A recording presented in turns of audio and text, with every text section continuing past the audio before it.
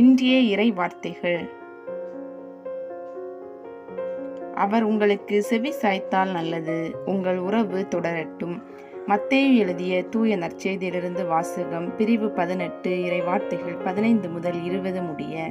அக்காலத்தில் இயேசு தம் சீடர்களிடம் கூறியது: உங்கள் சகோதரர் சகோதரிகளில் ஒருவர் உங்களுக்கு எதிராக பாவம் செய்தால், நீங்களும் அவரும் தனித்திருக்கும் போது அவரது குற்றத்தை எடுத்து காட்டுங்கள்.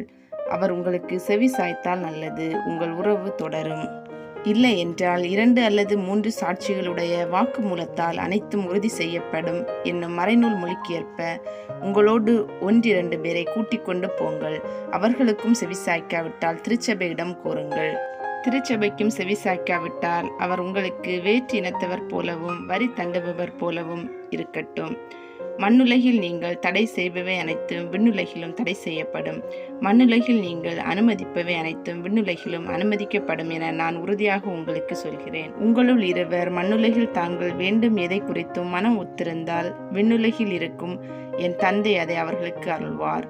ஏனெனில் 2 அல்லது 3 பேர் என் பேரின் பொருட்டு எங்கே ஒன்றாக கூடியிருக்கின்றார்களோ அங்கே அவர்களிடையே நான் இருக்கிறேன் என உறுதியாக உங்களுக்கு சொல்கிறேன். இது ஆண்டவர் வழங்கும் அருள்வாக்கு. இறைவா, உமக்கு நன்றி.